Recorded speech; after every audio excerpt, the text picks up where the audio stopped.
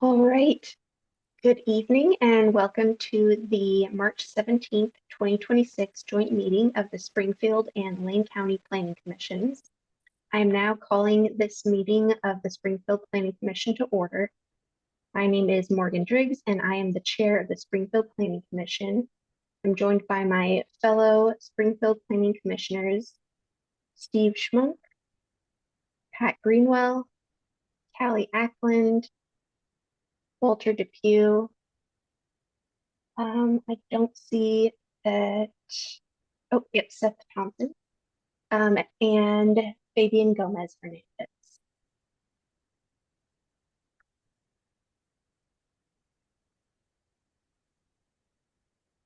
Uh, Vice Chair Lee.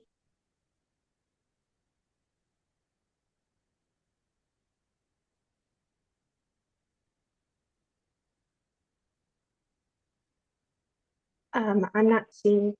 Oh, that might be empty.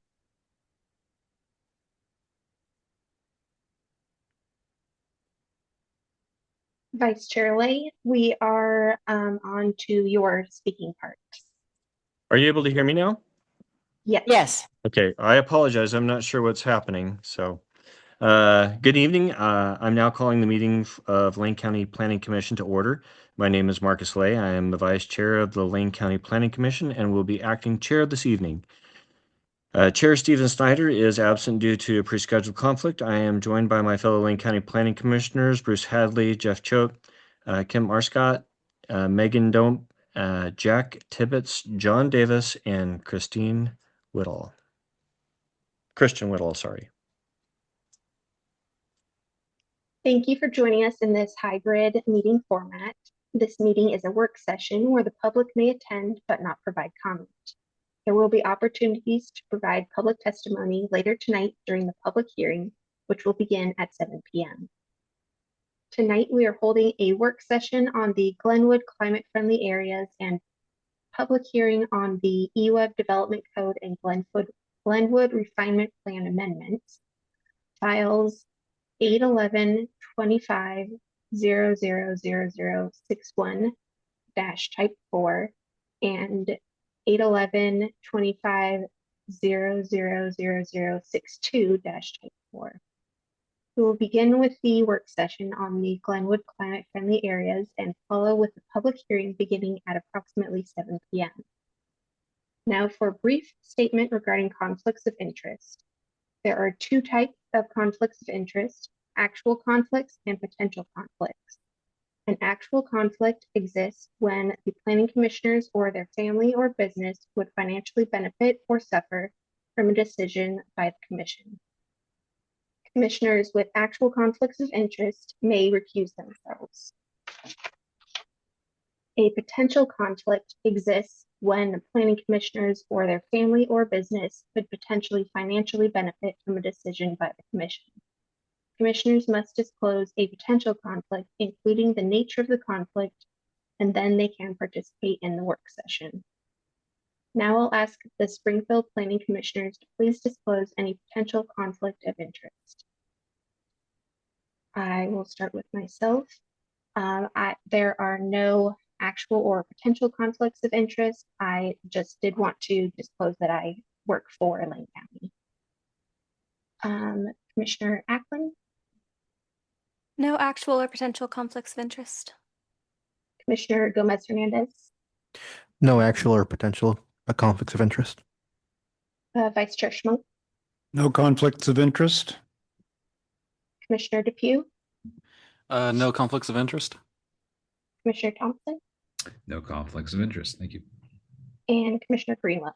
No conflicts of interest in this matter.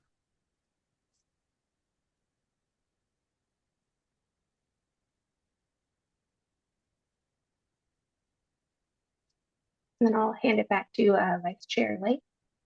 Okay. Are there any Lane County Planning Commissioners that have any actual or potential conflicts of interest?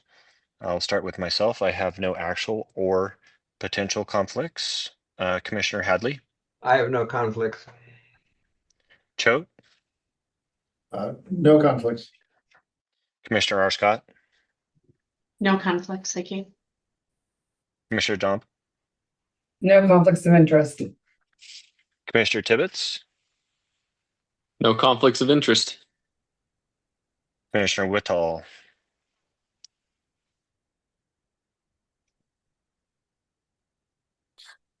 Commissioner Whittle's absent this evening. okay, I'm sorry, I didn't get that on roll call. Commissioner Davis, No conflicts. Thank you. okay, and Commissioner Snyder is also absent. Thank you, commissioners. I'd like now to introduce the Springfield Comprehensive Planning Manager, Sandy Belson, to begin the staff presentation. Along with Sandy, Lane County Senior Planner Jared Bowder will speak to the specific amendments that require consideration by Lane County only. You may ask clarifying questions during the presentations, but please keep any other questions in mind throughout these presentations and hold them until staff have finished. We will have a good amount of time for discussion following the presentations.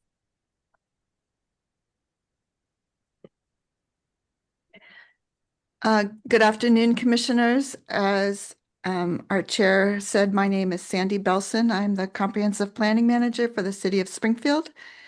I was not the project manager on this, but I am presenting tonight, given that our project manager took a job with our city manager's office, Chelsea Hartman, although she is here in case I need her to remind me of some of the things that we did leading up to where we're at today. So I'm here to present during the work session on climate-friendly areas. So climate-friendly areas are one component of what we call CFEC, or Climate-Friendly and Equitable Communities, which came out of a rulemaking process at the state level.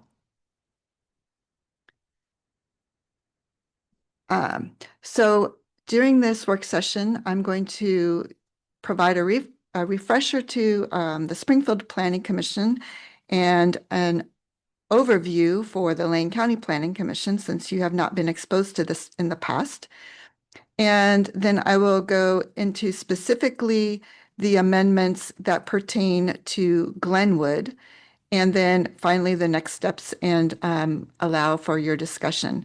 So the objective for tonight's work session is for the planning commissions to provide staff with feedback on the draft plan and code amendments for Glenwood.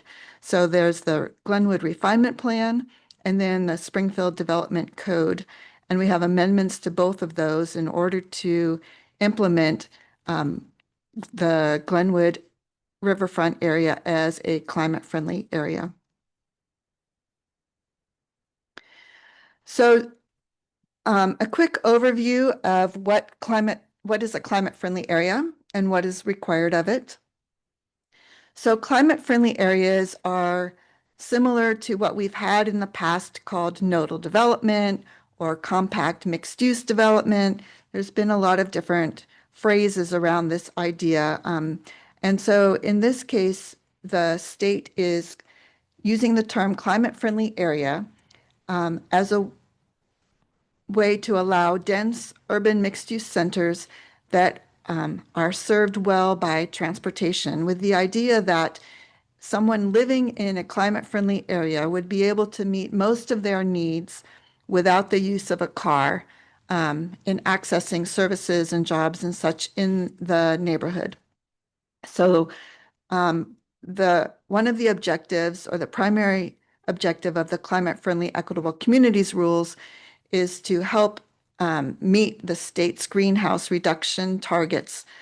And climate-friendly areas is one way to do that in terms of reducing reliance on that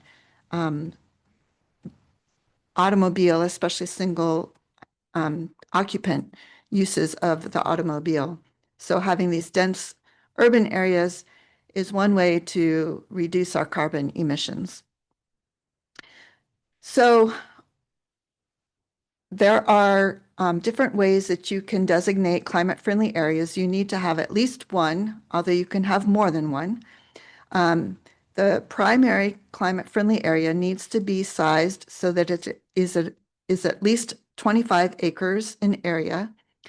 Altogether, the climate-friendly areas need to be sized to accommodate, in a theoretical basis, at least 30% of Springfield's 20-year housing need, which is about 10,000 units. So the way they calculate this is if at full build-out, these climate-friendly areas would be able to accommodate 10,000 or so housing units. It doesn't mean that that's a likely outcome, but that's just one way to size how big they need to be. As I mentioned, these would allow for a mix of uses, so residential, commercial, some institutional uses. They would be accessible via existing or planned high-quality bicycle and pedestrian networks and within a half a mile of an existing or planned high-frequency transit corridor. So in the case of Glenwood, that would be the MX.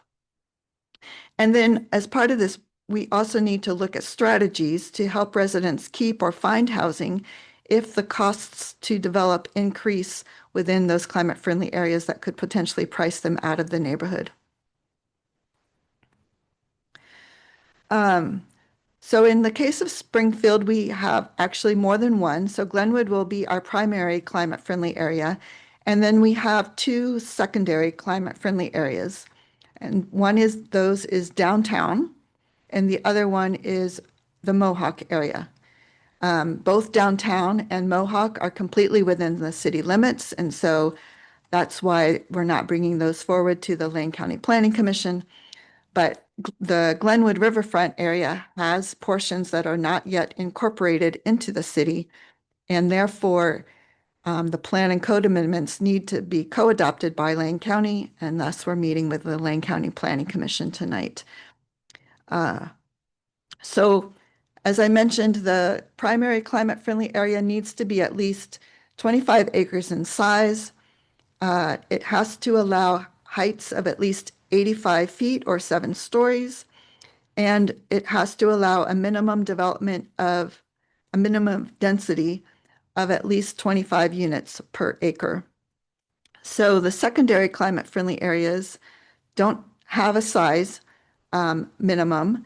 They allow lower heights, so 50 feet or 4 stories as a minimum height allowed.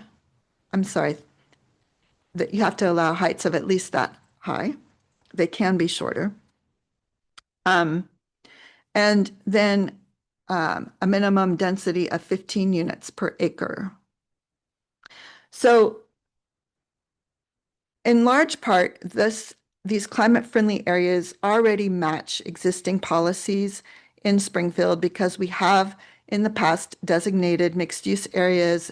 We have nodal development overlays and such. So when we brought this forward, we were trying to basically apply these climate-friendly areas to areas that already were in large part compliant with the state rules.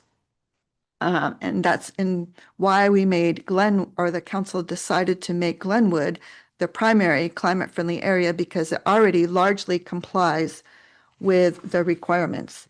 So for example, we do not have a height limit in the Glenwood area, so that 85 feet is not a problem. We also have a minimum density of 50 units per acre, so the 25 units is not a problem. So there's just a few things that we needed to do really to bring the Glenwood area into compliance, and I'm going to go through those as we move forward here.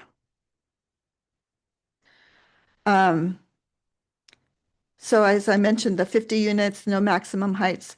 Another component for the climate-friendly areas is that you need small block lengths. So similar to the grid in downtown here, where it's easy to walk around and get from one place to another for short walking distance. That's the type of block pattern that the state is wanting for these climate-friendly areas, so that it's easy to walk from one area to another. It would allow that mix of uses, and then, as I mentioned, is served by the MX in the case of Glenwood. Just as a matter of note, the bus Route 11 is also frequent transit, so it qualifies. And then we have planned frequent transit to serve the Mohawk area. So the mix of uses is one thing that drove some changes to the Glenwood Riverfront area. So you can see on the screen the area in that kind of golden color that's surrounded by the blue line, or has that blue line going around it, is the proposed climate-friendly area. So previously, this part of the Glenwood Riverfront had, or currently, has 3 different zoning districts. And the proposal here is to change them all into one, and then allow the mix of uses across the whole riverfront. So basically, we've taken, from a code standpoint, we've taken the Glenwood Residential Mixed Use District and changed the name of it to the Glenwood General Mixed Use District. So that corresponds to what you see there. And then we removed the Glenwood Office Mixed Use, since that's going to no longer be relevant. And then the Glenwood Commercial Mixed Use also is no longer shown in the climate-friendly area, but there is still a portion along that you can't see on this map, but further south along the Willamette River that will retain that commercial mixed-use designation and zoning. So by basically blending those 3 districts that exist now into this one, we're not restricting where residential uses can be allowed as a primary use. We're not restricting where hospitality, like hotels, can be used. They could be allowed anywhere in that riverfront. So instead of having concentrations of office and commercial and residential, any of those could be anywhere along that entire riverfront that's shown in that climate-friendly area. So in a sense, we're simplifying the options and simplifying the map and broadening out the mix of uses allowed in each of the areas. The nodal development area, I mentioned we have that in place now. So in the Glenwood area, the climate-friendly designation will basically replace the nodal development. So we'll take nodal development out of the Glenwood area. There are portions that are currently designated nodal development that will not be in the climate-friendly area, specifically along the Greenway. So if you see that blue line, it does not go all the way up to the river, and that's intentional because, as I mentioned, we have to allow those tall buildings in the climate-friendly area, and within that Willamette Greenway, we have height limits that we wanted to retain so that we wouldn't have real tall buildings right up next to the river.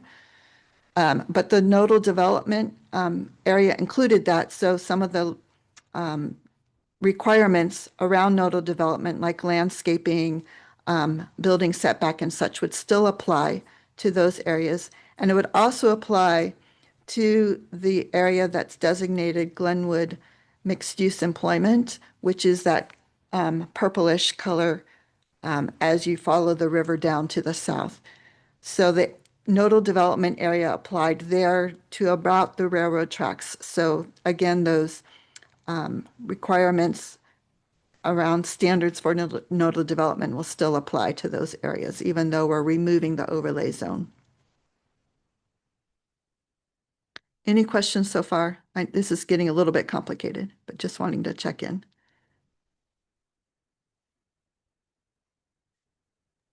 Okay, I'm going to keep going. So, I do see one hand. Hi, a couple slides back, I wasn't clear about, you had a point that the CFA has to house 30% of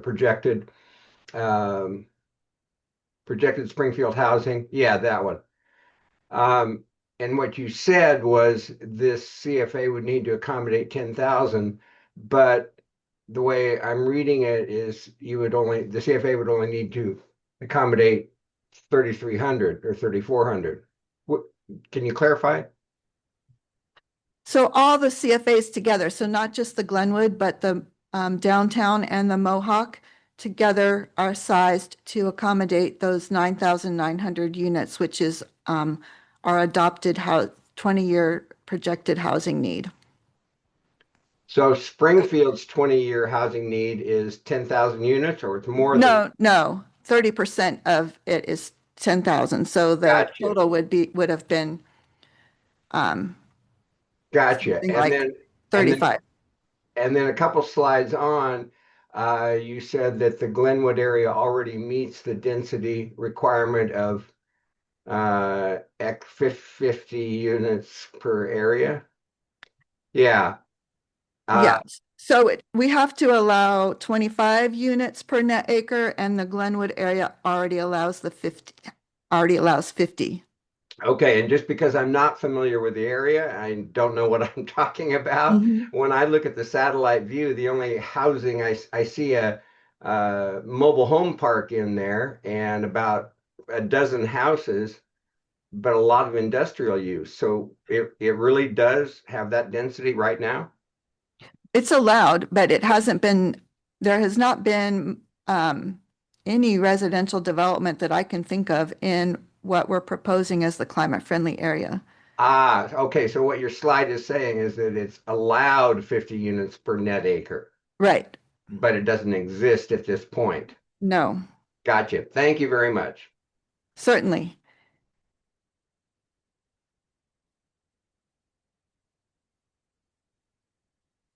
All right. So getting into some of the specific code changes, actually, I'm going to go back to the map. So this map doesn't really show it, but there, those of you that know Glenwood at all know that the main street that goes from Springfield downtown over to Eugene in front of the university is Franklin Boulevard. Franklin Boulevard also at the roundabout turns south and starts heading along the riverfront as the river is going south.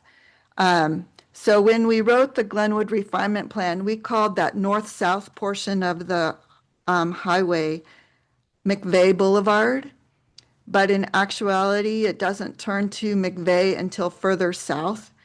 So a lot of the changes that we've made in the code and the plan and the Glenwood Refinement Plan are updating the name of Franklin Boulevard and McVeigh Boulevard, so that because a lot of what was called McVeigh Boulevard is actually called Franklin Boulevard. So just to cover that.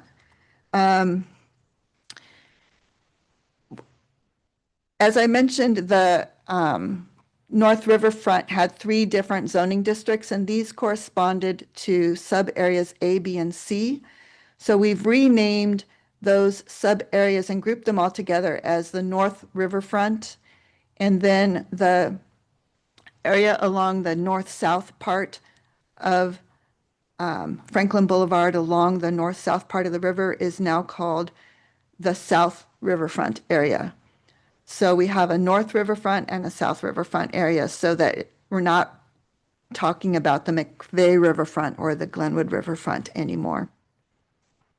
As I mentioned before, we're completely removing the Glenwood office mixed-use district, as that's no longer going to exist.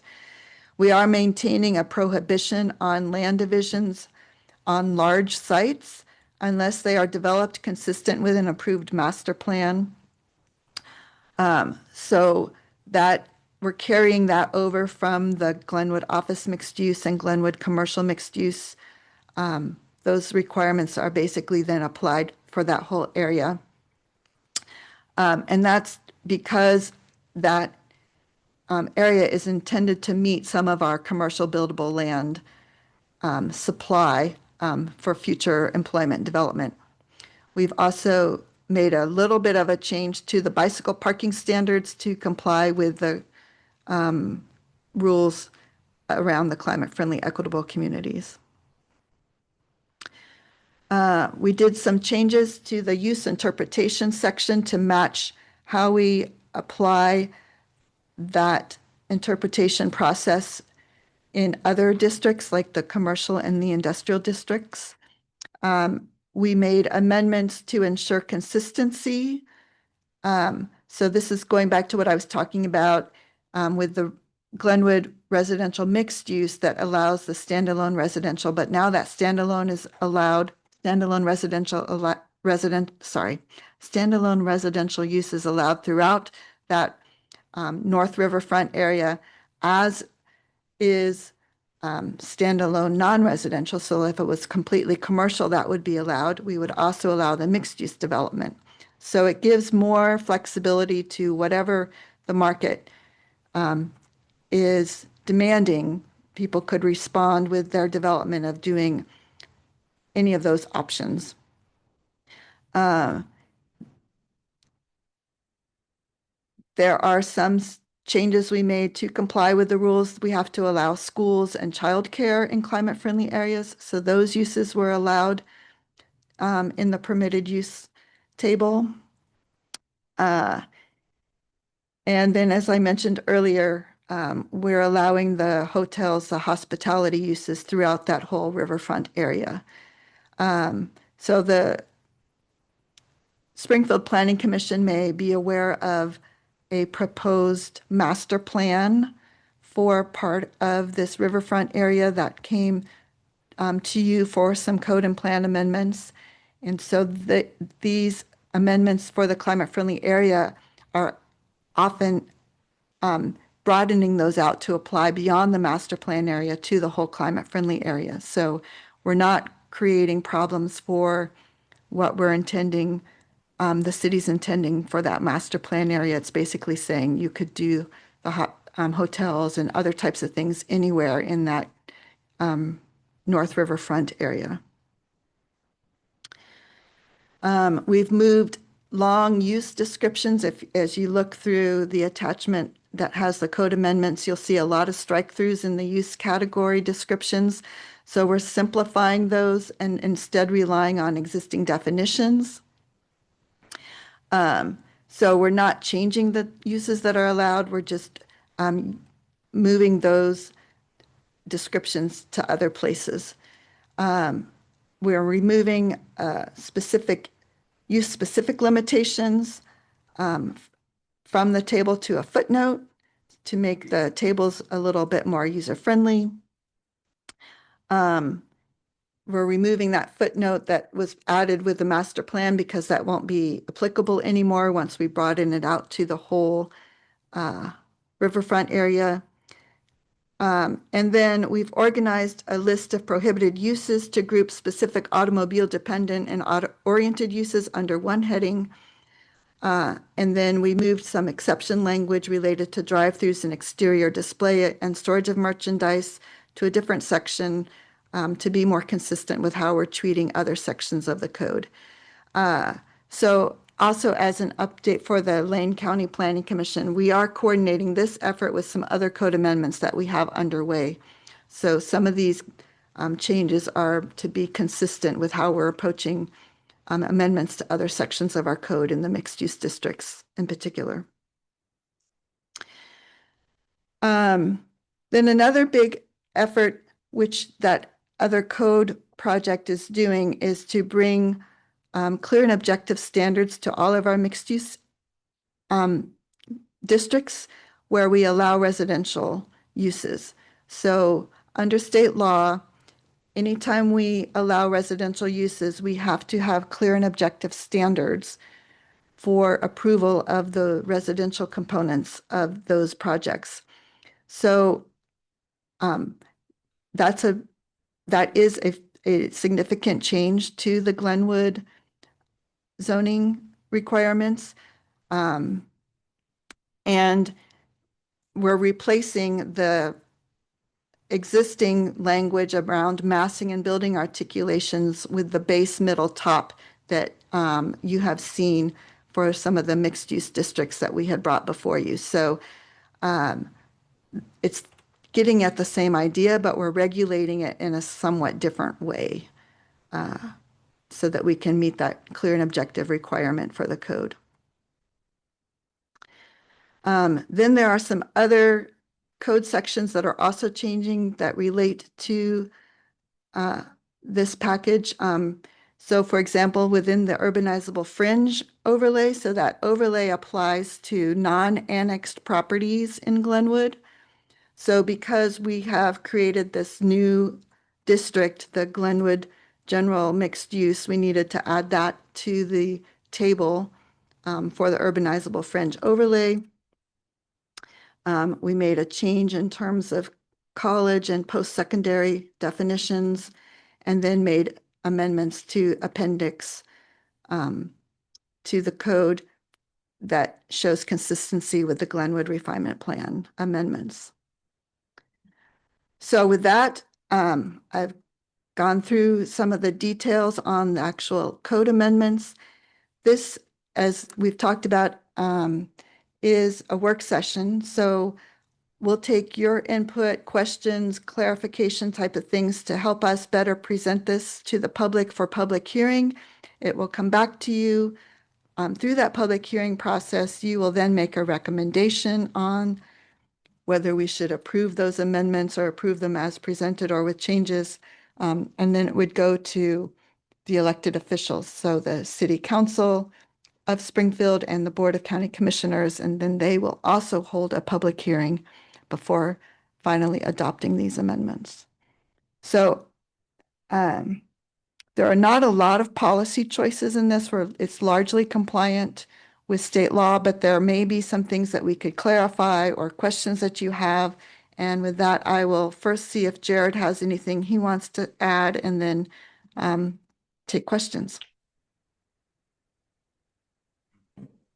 Thank you, Sandy, for the presentation. I don't have anything substantive to add tonight for this work session item. As Sandy just said, there's no action requested tonight, and we do welcome any feedback from the Planning Commission as we move into the next phase of the project to prepare an adoption package for the Planning Commission to consider. Thank you. Thank you, staff, for your explanation of what we're being asked to consider. Do any commissioners have any questions or comments about the draft plan or code amendments, or any changes you'd like to discuss? I think I saw that Commissioner Tibbetts. Yep. Go ahead, Commissioner Tibbetts. Thank you. One question I had was, if I'm understanding it correctly, the 50 unit per acre minimum is essentially double what the state minimum requirement is. Did I understand that correctly? Yes. So my only comment there for folks to consider is, to me, it seems like, yes, 50 units per acre is great. The no maximum height is good. Most developers probably are going to shoot for higher numbers anyways to make a project financially pencil out to get housing built regardless. But my thought is keeping it at the 25 unit minimum, because we just never know what financial realities a builder is going to be facing. And if the goal is high density housing, my feeling is the 50 units can potentially become an unnecessary restriction. So speaking for myself personally, I was thinking of keeping it at the state recommendation just to allow greater flexibility. Thanks. Sure. I'll respond as to why that was put in place. When the Glenwood Refinement Plan was developed, we had just completed our residential lands and housing analysis. So we'd done a buildable lands inventory and assessed our housing need. And at that time, we found that we had a shortage of high density residential opportunities within the city.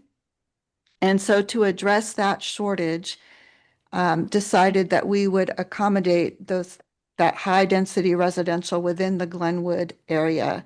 And so that prompted that fed into the Glenwood Refinement Plan in designating that residential mixed use area with that 50 dwelling unit minimum in order to achieve that high density housing need as determined by a residential land use. I agree that, having the 25 would give developers more options But it would mean that we wouldn't be assured of getting the high density housing that our studies showed that we would need to meet our demand.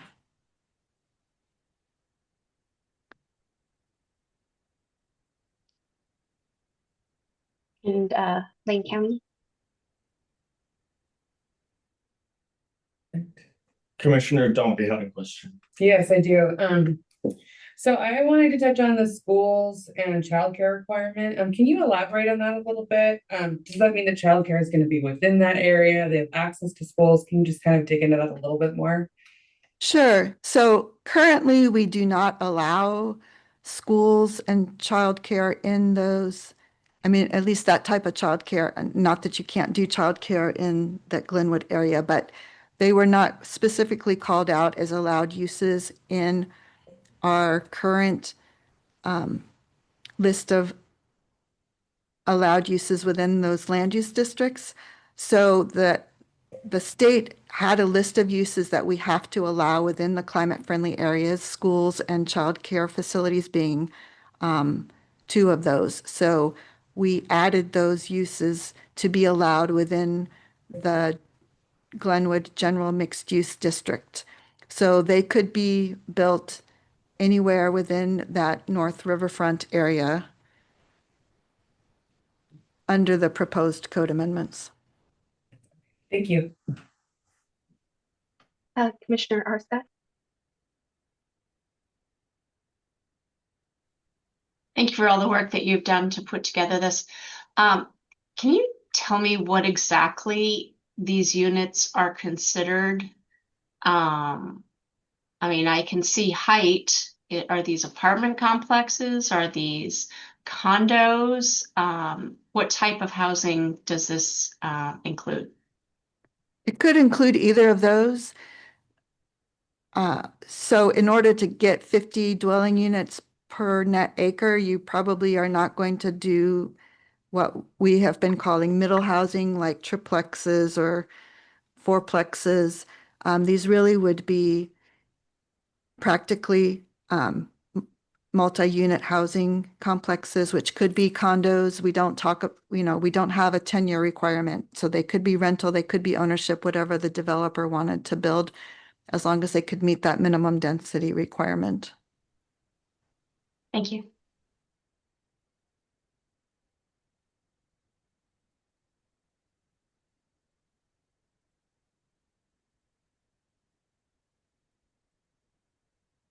Any questions in the Springfield Council chambers?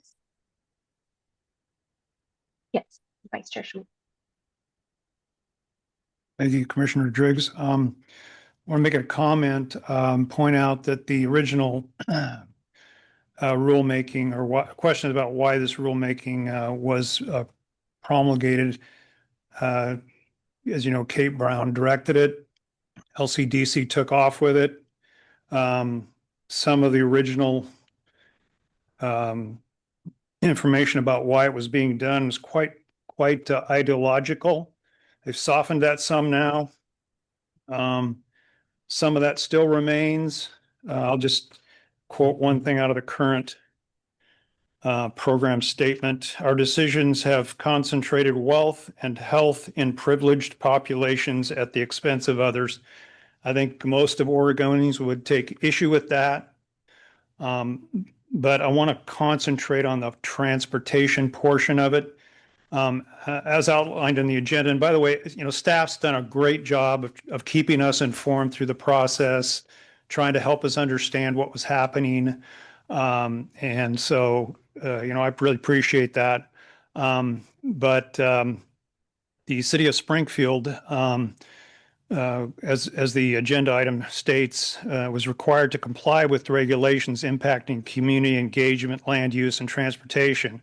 And the city spent thousands on CFEC compliance. 300,000 of that's not being reimbursed. LCD was unaware of the financial burden that these mandates would place on our community, which directly contradicts their intent on equity directives. And now these requirements are being extended by LCDC to smaller communities across Oregon, not just the cities of our size or bigger. Although the legislature has the authority to modify and reverse these rules, the majority party has not brought such changes forward or debated them at all. The CFAC program narrows transportation choices by directing communities to, quote, prioritize investments for reaching destinations without dependency on driving, unquote, by eliminating long-standing parking requirements and discouraging transportation capacity improvements.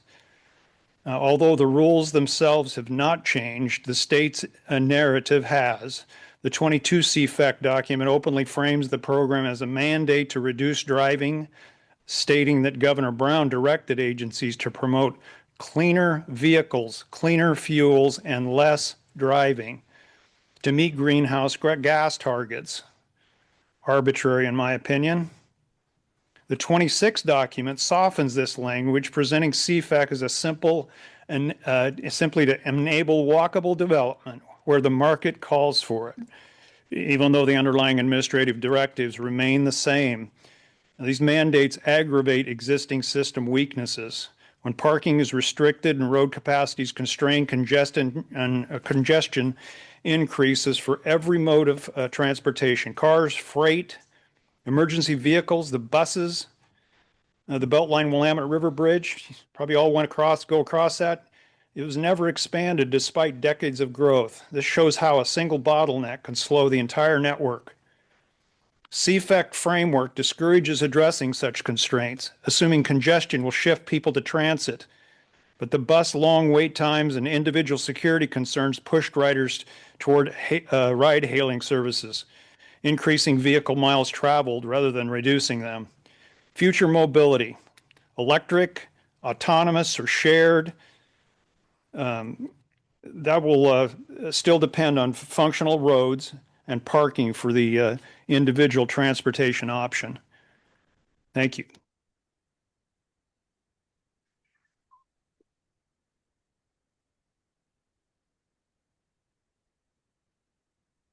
Are there any other commissioners in council chambers? Yes, Commissioner Gomez Hernandez. I was wondering, how many net acres are there in the CFAs all combined? Do we have an estimate?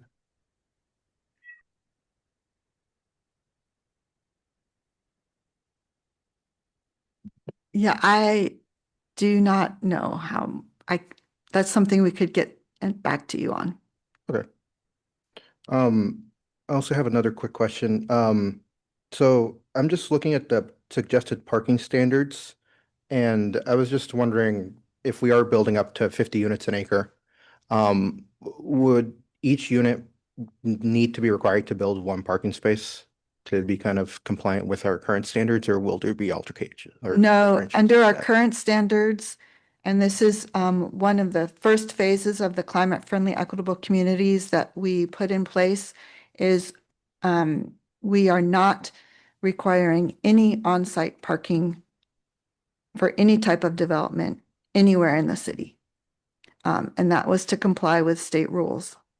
So when you see the parking standards in the code, those are, if you're providing parking, this is how you're going to do it in terms of landscaping or setback and such like that. We already had in place for Glenwood some maximum parking because we wanted to really maximize the land use and push toward that multimodal use where we're not relying too much on cars, but we still had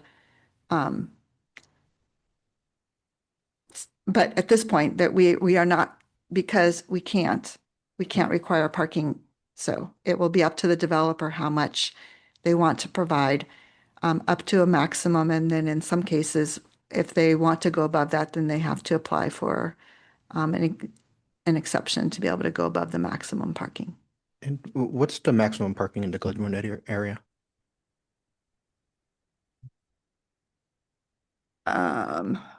I'm looking it up. I'm not sure if that's in here because we weren't changing anything on it. So maybe Christina can look that up while because we're not changing any of those parking standards. So it's not in the packet I provided to you. All right. Well, thank you.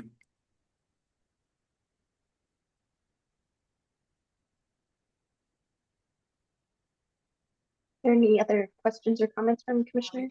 You can come back.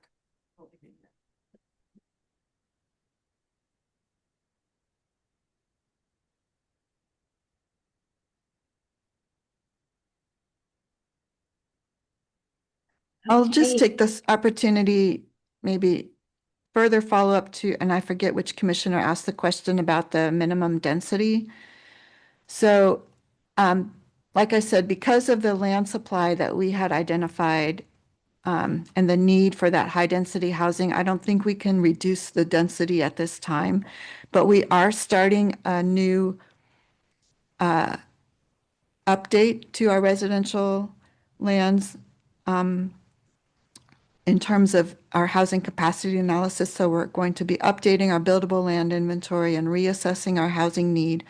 And so if through that process we find that that 50 units per acre is not going to work with what our projected needs are this time around, we could take another look at that. But like I said, at this point, because of our adopted inventory for our housing need, I don't think we can reduce the density in the Glenwood area without doing further analysis on how that would impact our land supply. I have an answer on that maximum parking. So there's a table in section 3.4720, table 3.4.1 that has maximums for different types of uses. So as an example, they're usually based on square footage. For example, for office employment, 1 parking space per 350 square feet of gross floor area, so total all floors.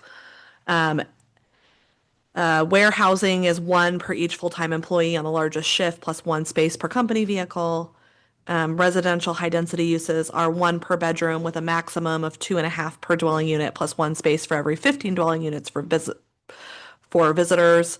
1 per each 4 bedrooms, plus 1 space for each full-time employee on the largest shift for nursing homes or assisted living. And then 1 per every 2 beds, plus 1 space per each full-time employee on the largest shift for independent living. So they're maximums, but they're intended to be fairly generous. I think they're when they were adopted, they were set sort of in line with the typical parking demand. And I can answer any other categories that the commissions have questions about. There are options also provided to help meet parking maximums. So multiple uses or multiple developments on one site can enter a shared parking agreement if parking demand occurs at different times of day. So they can sort of combine areas there where they can each have their maximum, but maybe park more. There are also information in the code about other ways to help lower parking demand.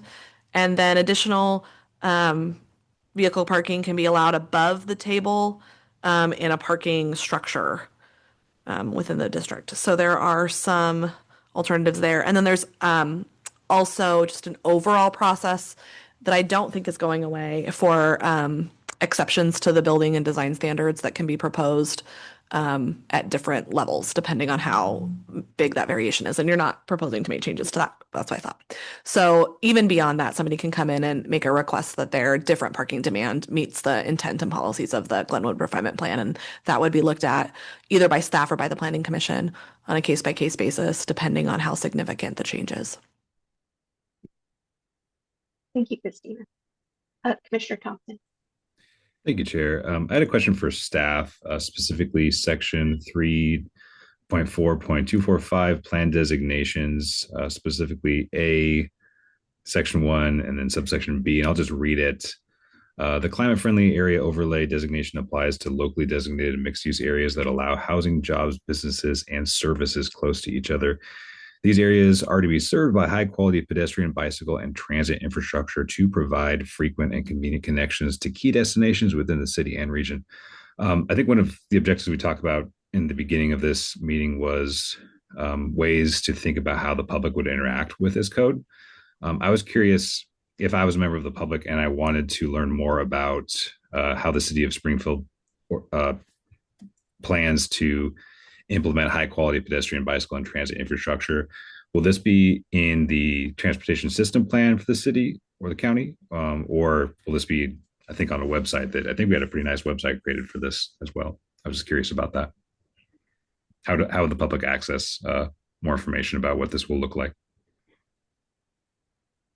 Sure. So, yes, our transportation system plan, we are going to be updating that. That's another aspect of compliance with the climate friendly and equitable communities rules. So we mentioned the parking, climate friendly areas is a second one. There are design standards, and then there's updating our transportation system plan to comply with changes to the transportation planning rule. So we will be updating that transportation system plan, but even before that, we are starting on updating our bicycle and pedestrian plan. We're calling it an active transportation plan, Walk and Roll Springfield. So we have a consultant selected for that project, and we're going to be we're working on negotiating the agreement currently for that work that is being funded by the Oregon Department of Transportation and DLCD, the Department of Land Conservation and Development, through what they call a Transportation Growth Management Grant. So we will be updating the bicycle and pedestrian components of our plan that will then be incorporated into our transportation system plan. So stay tuned. That will be kicking off fairly soon, and we'll be coming back to the Springfield Planning Commission for reviewing of the community engagement plan. So that would be a good way to think about how we're involving the community in those efforts. Thank you. Did I answer the question, or are you looking for a different kind of answer? No, that's super helpful. It sounds like it will be integrated into the TSP, and it's more to come. Yeah, I guess it was really beneficial to see the amendments in red in the legislative version, just to see what's going to be added on. And so, as I was reading through it, I was kind of putting on the hat of a member of the public who's saying, "Oh, this is interesting. I wonder what this means." And so that was just kind of my point there. But it sounds like more to come. So thank you. Yes. Commissioner Gomez-Hernandez. Yeah, I was wondering, what category or use would a grocer that's under 50,000 square feet fall under? So yes, currently we do not allow the big box stores, and that will continue to be true within this area. So a grocer would be a retail sales and service is how we would categorize that now under the proposed amendments. All right, thank you.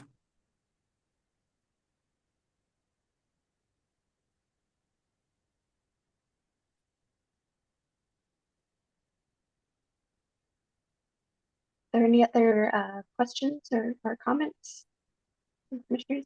Yes, Commissioner Greenwell. Yeah, I don't have any questions on the matter. I just want to throw a compliment out to the staff that has worked so hard on this, that are here tonight, the ones we don't usually see. I know there's a lot of hard work. Really appreciated the multitude of times that you brought it to us, let us review it, let us comment on it. I just know there's a lot of work here and I appreciate it.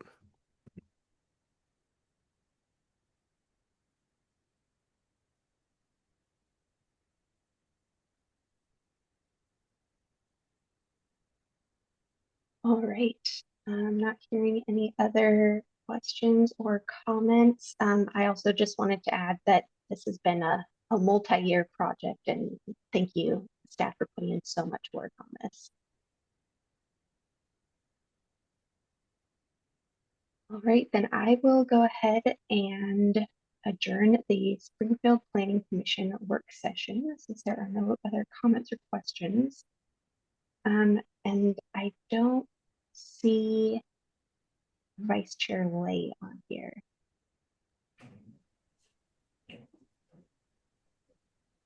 This is Jared with Lane County. I got an email that his meeting link somehow expired. And I have forwarded him the agenda, but have not heard back for Vice Chair Wade to log back in. Oh, he just logged back in. That's timely. Vice Chair Lay, I just adjourned the Springfield Planning Commission work session.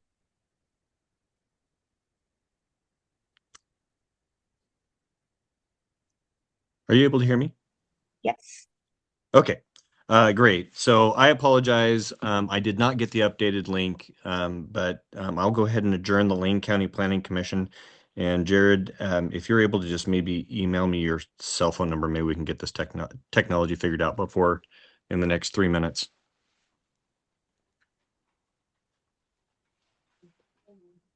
All right, so we will return in 3 minutes at 7 p.m. for a public hearing on the eWeb Development Code and Glenwood Refinement Plan amendments. And that is files 81125000061 type 4 and 81125000062 type 4.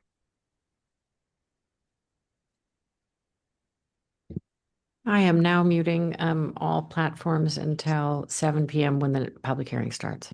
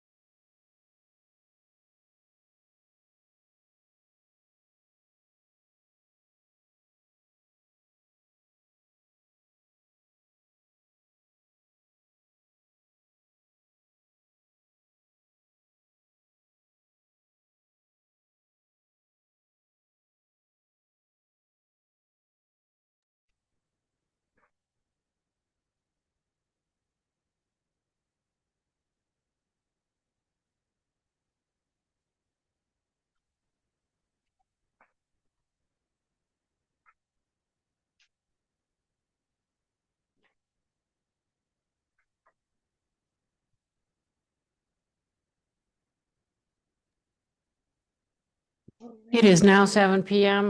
We are now live. All right.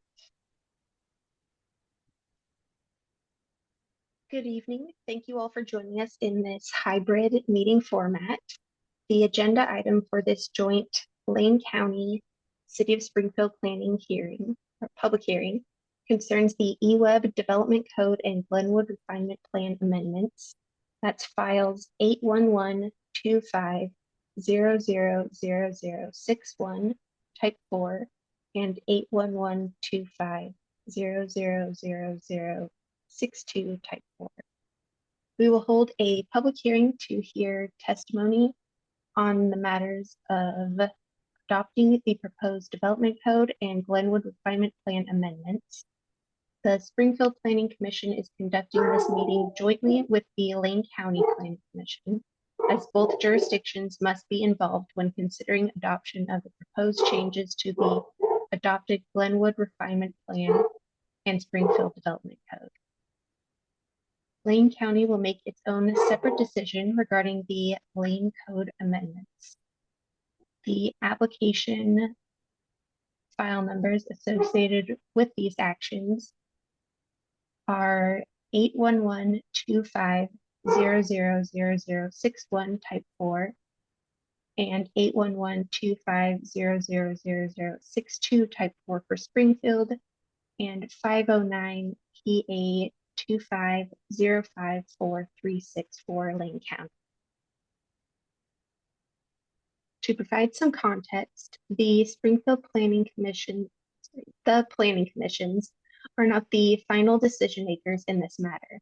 After the planning commissions have reviewed the proposed amendments and other relevant material provided by staff, including any testimony from the public, each planning commission will make a separate recommendation to its own elected officials, those being Lane County's Board of County Commissioners and the Springfield City Council. Then City Council and the County Board will consider their planning commission's recommendations, and they will hold their own joint public hearing before making their final decisions on the proposed amendments. Before we open the public hearing, I want to let the public know a bit about the planning commissions and our role. We are unpaid volunteers appointed by the Springfield City Council and Lane County Board of Commissioners. As planning commissioners, we're committed to balancing all the community's needs and to making the best recommendations we possibly can based on city and county policies and Oregon laws for us and for future generations.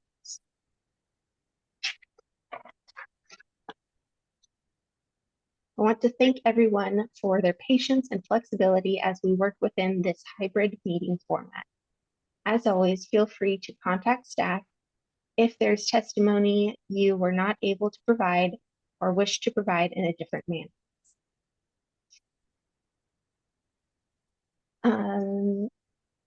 If you have joined us via Zoom and would like to speak, please use the raise hand feature or press *9 if joining by phone. If you are attending in person, please fill out a request to speak card and present it to the Planning Commission assistant. When called upon to speak, please state your name and mailing address. Please keep your comments to 3 minutes. Testimony presented at this public hearing should be directed toward the applicable approval criteria or criteria that the speaker believes apply to the decision. For Springfield, the applicable criteria are in the Springfield Development Code, section 5.14.135.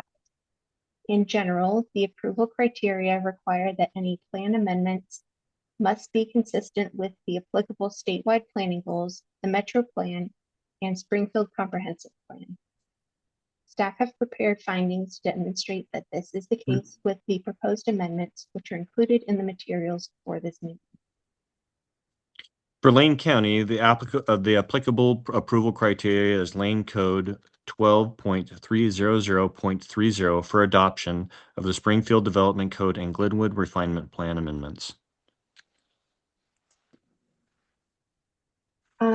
Before I open the public hearing, I just want to ask the commissioners to declare potential conflicts of interest and any actual conflicts of interest before we start the public hearing. I will start with myself and move through the Springfield Planning Commissioners. I have no potential or actual conflicts of interest. I just did want to declare that I am an employee of Lane County. Let's see. Vice Chair Schmuck? No conflicts of interest? Commissioner Ackland? No conflicts of interest. Commissioner Gomez Hernandez? No conflicts of interest.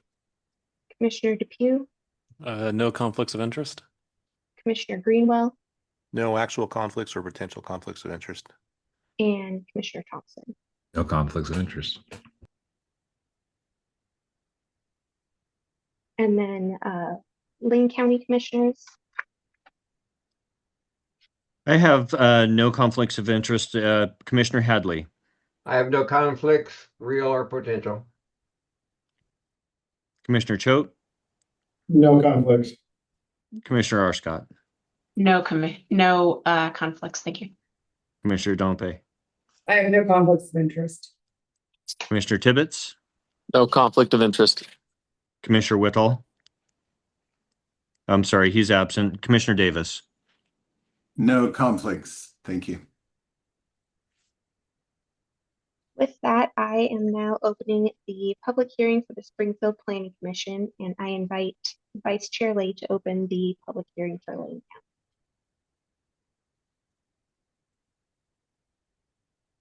Thank you. At this time, the Planning Commission public hearing is now open. Before we begin receiving testimony from the applicant and from any members of the public who wish to speak, we'll have a brief presentation from staff to introduce the project and to summarize the staff report.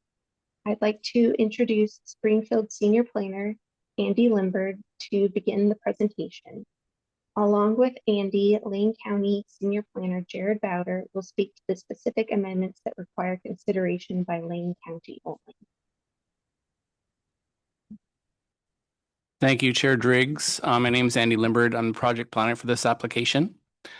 I just wanted to provide a brief summary of the ask for both planning commissions tonight. The ask is not to approve a water treatment plant or any specific utility project. The ask is to add enabling language into the Glenwood Refinement Plan and the Development Code for these types of facilities to be contemplated. So it narrows the sideboard somewhat. There has been a significant amount of public testimony in favor of the project. That's great. We'll see that again because this project will come back before the Planning Commission in all likelihood in its design details and its specific potential impacts on the project site. So the request before the Planning Commission this evening is to add high impact public utility facilities into the Glenwood Refinement Plan and also into the applicable section of the Development Code. What are high impact public utility facilities? These range from water treatment plants, sewage treatment plants, pumping facilities, electrical substations, water reservoir tanks, things that have either operational characteristics or capacities or potential impacts to the surrounding environment, either noise, potentially vibrations, activity, that sort of thing. We see them just over on Willamette Heights, just south of us here, the reservoir tanks for Springfield Utility Board. Those are high impact public facilities. The existing water treatment plant in Hayden Bridge for EWEB, high impact public utility facility. So this is the request that the applicant is making, is to allow for these to be contemplated in the employment mixed use district in the Glenwood Refinement Plan area. These types of facilities are listed as allowable in all residential districts, all commercial districts, and all industrial districts in the remainder of Springfield. So they're integrated within the rest of the fabric of the community. They're also allowable in the mixed use employment district, which is very compatible and comparable to the employment mixed use district for Glenwood. So either by accident or by design, when the Glenwood Refinement Plan was initially adopted about 12 years ago, this type of facility was not included, not to be contemplated at all. And so the request from the applicant is to allow for these types of facilities to be contemplated in the employment mixed use zone. The reason for Lane County's participation is that not all the properties that are currently zoned employment mixed use in Glenwood are actually annexed to the city. Some are still unincorporated, and therefore the proposed amendments to the Development Code and the Refinement Plan would apply to Lane County unincorporated territory. So in looking at the two elements that are kind of parallel track items here, the Refinement Plan and the Development Code, there needs to be the enabling language within Refinement Plan to allow for these types of facilities to be specifically identified and detailed in the policy implementation, which is sort of the regulatory framework, and that's the Development Code. So there's two items bound together that are being asked. In looking at your packet, there's a lot of information that's been included, including environmental permitting and that sort of thing, details about the specific project. That is going to be coming back, as I mentioned before, the Planning Commission when the specific facility that EWEB is pursuing will be presented for public review and public approval and before the Planning Commission. So this is merely a textual amendment. It allows for any type of high impact facility, it would allow for any type of high impact public utility facility on these employment lands. So it's not limited to just EWEB's ask. That's the impetus, though, is their project that are kind of first in line in order to facilitate their planned water treatment plant. These amendments need to be made because right now it can't even be contemplated. It's not even a listed use in the district. So that's the request before the commissions this evening, is for these textual changes. It is not project specific, although there's a lot of information that's included about a project that's kind of the driving force behind that. There's a lot of public testimony about the need for water system resiliency in the community. That's fine, that's great, that's much appreciated, but it is not the specific request of the planning commissions tonight. So I just wanted to kind of somewhat narrow the focus of the ask that's before you tonight. So one element of the applicant's submittal includes specific project details about the sizing and capacity and operational characteristics of the proposed water treatment plant in Glenwood, and that's in the refinement plan text. Does it absolutely need to be there? I'll let the Planning Commission decide, because the other facilities that are described serve Glenwood and or Springfield. This will not ordinarily serve any part of Springfield or Glenwood unless there's some type of an emergency where there's a need to intertie the two water systems for providing water supply to Springfield recipients, essentially. And that is outlined in the applicant's submittal materials. There is support from the Rainbow Water District, there's support from Springfield Utility Board, identifying their commitment as water system providers to reciprocity of service and being able to support the other agency and other residents of other community in times of need. So that's great. And that's something we all need to aspire to. But the ask before you tonight is to look at the specific textual amendments, whether the details of this facility are necessary to the Glenwood refinement plan. It could go either way. The Planning Commission can recommend to include it or to exclude it. The other thing I'd like to mention, as I mentioned, the design details and the actual project will be coming back before the Planning Commission. The proposed project is not identified in the regional public facilities and services plan yet. And so that is something that'll have to be done either prior to or subsequent to the actual project being approved and basically constructed.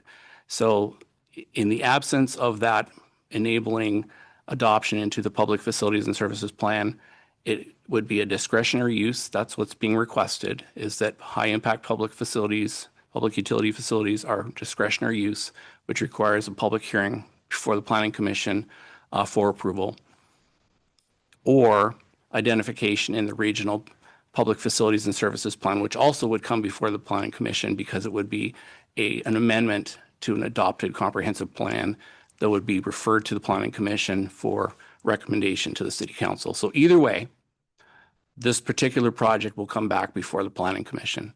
This merely sets the stage for that to occur with these proposed textual amendments. So I'd be happy to answer any questions. I know that the applicant will have a lot more information about the specifics of their project and their ask, but I just wanted to kind of provide the specific context for your decision tonight. Staff is recommending approval, subject to one condition, and that is that the Glenwood refinement plan amendments need to be done either prior to or concurrently with any development code amendments, because that sets the policy framework for the specific regulatory regulations within the development code that implement the refinement plan objectives. So if you have any questions, please let me know. Otherwise, I'll let the applicant make their presentation. Commissioner Schmunk. Thank you, Andy. So I guess I'm just generally interested in how this change, and I haven't seen any opposition. I think it's a great idea. tucked away. I think the impact really doesn't appear to me to be major for anybody around there, so where it is. But interested in how the change in zoning will impact the Greenway. And that area along there. I mean, obviously you can't tell the future, but can you kind of share your perspective of what might happen or what we might want to be concerned about? Well, in allowing any type of a high impact facility, you're going to have some necessary supporting studies and analysis that are going to have to occur. Many of which have already been undertaken by the applicant, looking at installing a water intake system, how that's going to integrate into the shoreline and the banks of the Willamette River, how that facility can then pump water to the proposed water treatment facility.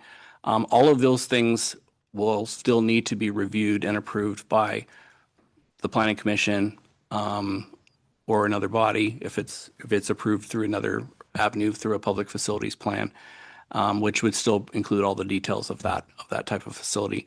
And any other types of utility use that locate in the employment mixed use district, if they're proximate to the river or any other in hillsides or anything, are going to need to provide the supporting information and analyses to show that they're not creating undue impact. Impacts are mitigated, they can be accessed, and they will be able to provide the services to the community, whichever community that might be. We're all kind of the community, so to speak. Those are the details that the Planning Commission will need to look at down the road, and that's what the applicant will need to provide, is that demonstrating that they've met the guidelines and the regulations for not only local permitting, but state and federal permitting as well in this case. Commissioner Schmunk, I'd just add something to that, to what Andy said. I'm Sandy Belson, Comprehensive Planning Manager. So you asked about the Greenway in particular. So within that Greenway setback area, we allow water dependent or water related uses. And so a water intake would clearly be a water dependent use in terms of being able to draw the water from the Willamette River up to their treatment facility. So within the Willamette Greenway, because it's a water dependent use, that would be allowed. Not the treatment part, but the intake part. And so let me follow up. The portion 300 to 600 feet off the river, that's not what we're talking about. That's not going to get rezoned. That's going to stay a different zoning, right? But yeah, to be clear, the zoning's not changing. What the ask is to add one type of use to be considered. Thank you. Within that employment mixed use district, which ranges on both sides of Franklin Boulevard, generally south of the east-west leg of Franklin. So generally south of the railroad tracks.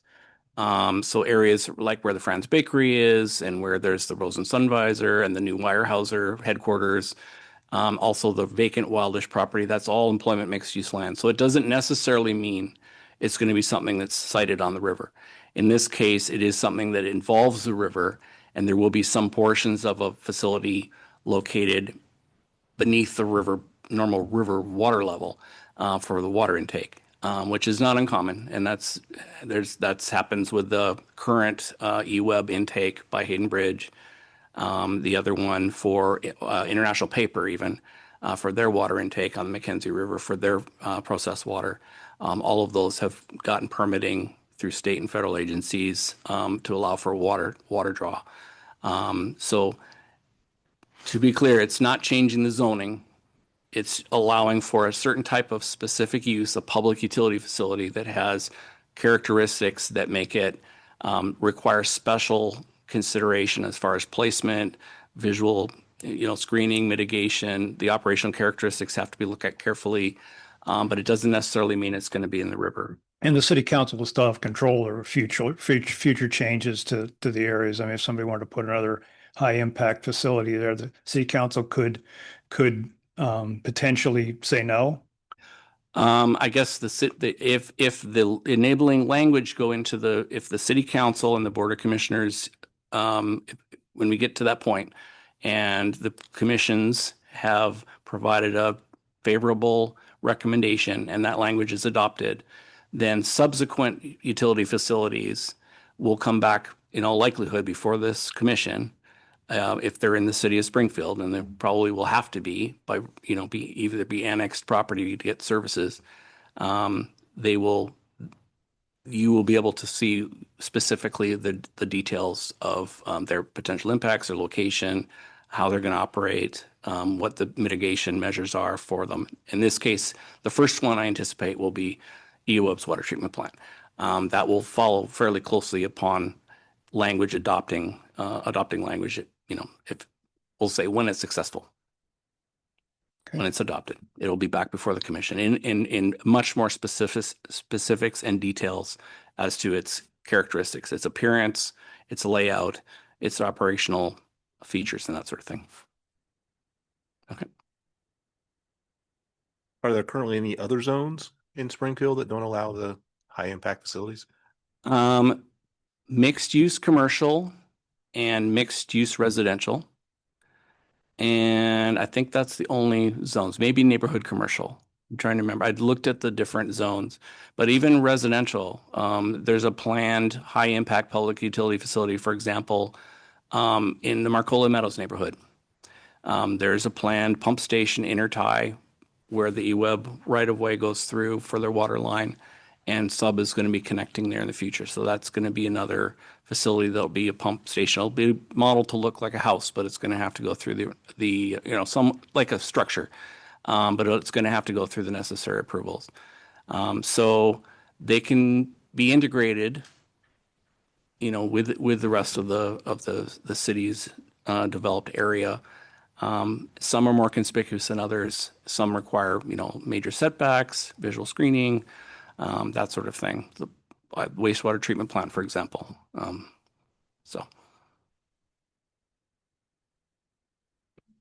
Yes. Was there any discussion in old meeting minutes, or was there any information in old documents as to why the language about high impact public utility facilities was removed in 2014? Like, do we know what happened then? I don't know what happened.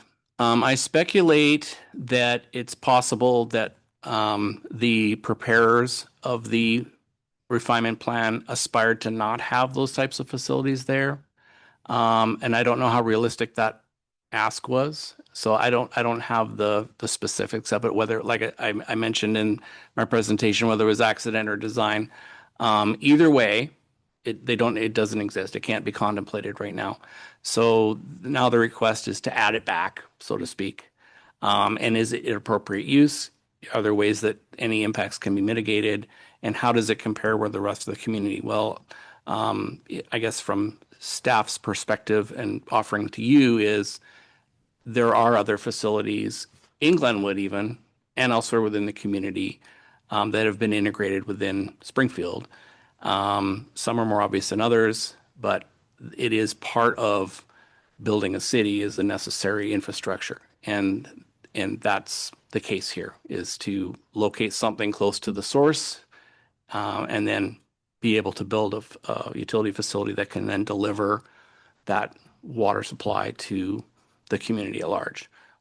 Mostly Eugene, but in certain circumstances also to Springfield. Thank you, Andy. Yes. This is more of a general question, but why was a zone change not considered? Because I'm looking at table 3.2.420, and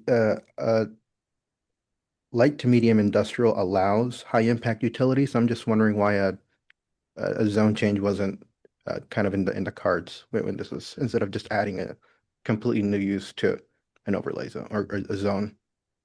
I guess that's one possibility. It would have required a comprehensive plan amendment and zone change as well. So either way, the applicant would have to come before the Planning Commission and City Council and the Board of Commissioners and the Lane County Commissioners in order to change, because yes, all the property is annexed to the city right now. So it might not necessarily involve all of the county Planning Commission for a comprehensive plan amendment zone change if it was site specific. That is another possibility. It has been done before, but it adds additional complexity because what it does is it opens the door to any type of allowed use in that zoning district. And so the analyses required are fairly onerous because you could have a Costco located on light medium industrial zoning, for example. So opening the door to, you know, a whole variety of uses requires a lot of detailed analysis, traffic analysis, economic analysis, and that sort of thing. So this is a more, I guess, surgical and specific method to allow for this type of use on the site than kind of opening the door to a wider variety of uses that would require, I guess, a fairly exhaustive analysis and could generate opposition, for example. So it was an avenue that the applicant decided to take. There other applicants have decided to take those same type of approach to be very limited and specific in their textual amendments to the development code and to refinement plans. It has met generally with success because it has automatically limited the types of uses that are on site. You're only looking to add one type of use rather than opening the door to a whole variety of other uses under light medium industrial, for example. So I guess that's kind of the best answer is that was the applicant's decision to kind of limit the scope. And just to follow up to that, I know with our code, we are allowing public and institutional facilities on different zonings. In other cities, do they have specific zones for public utilities? Or is that uncommon? Sometimes, and we do too, sometimes.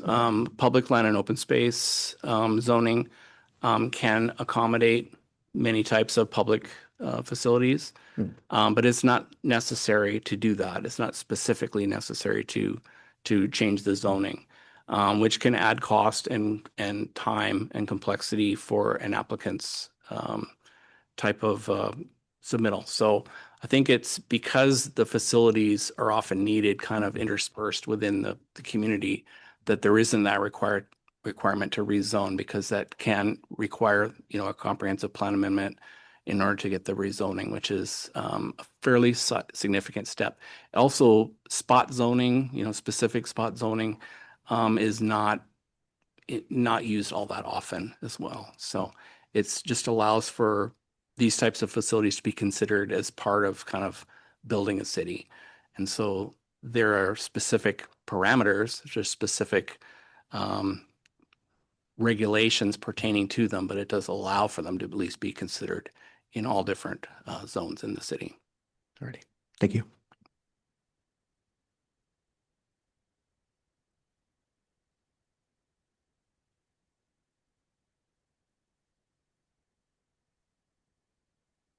Are there any other questions from other commissioners?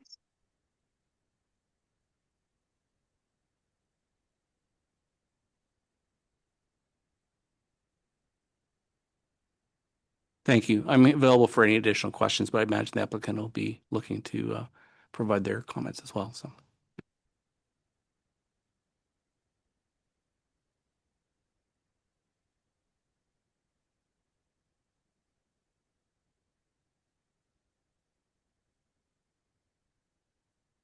I believe next is the applicant's representative.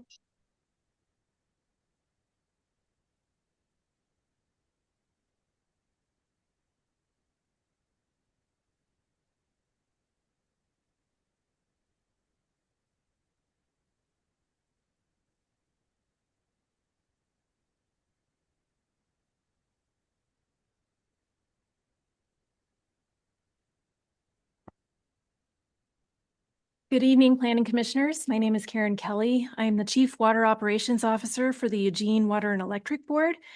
And I'm happy to be here tonight. And with me is my colleague, Laura Farthing. She's a Principal Engineer and Project Manager for our Willamette Treatment Plant Project, also with EWEB, and also Colin MacArthur, our Consultant on Land Use with Cameron McCarthy. And we're here to present Code and Refinement Plan text amendments for the proposed Willamette treatment plant. Happy to be here to tell you about this application and its importance to our project. We appreciate your time and want to thank staff for all of their guidance as we move through this process. First, a little background about the project and why EWEB is proposing to build a treatment plant in Glenwood. EWEB is one of the largest utilities in the Pacific Northwest with only a single source of water, which is the McKenzie River, and a single treatment plant, which is called Hayden Bridge and is located in Springfield. And we use these to supply water to over 200,000 people in the community. And this water serves for drinking, hygiene, emergency use, and fire suppression. Having only one source of water does put us at a significant risk because our plant is about 75 years old and continuing to age. And if we were to have an extended outage, that could be a major problem, not only for people's health, but also for our economy. So we are concerned about natural disasters like wildfires, severe weather events, and earthquakes, and also equipment failure at this aging plant. Our treatment plant is shown on this slide here in the blue, along with our transmission piping and some of our storage facilities. And through decades of analysis and dozens of studies, EWEB has confirmed that the Willamette River is our most secure option for a reliable second source for our customers. The proposed project includes a new water intake on the Willamette River, a treatment plant, and transmission piping to connect the new plant to our existing mains. You can see that here in the red on this slide. In fact, best practice for large utilities like EWEB is to diversify our water sources to reduce the risk of impacts from extreme disruptions. Next slide. So you may be wondering, why Glenwood? Great question.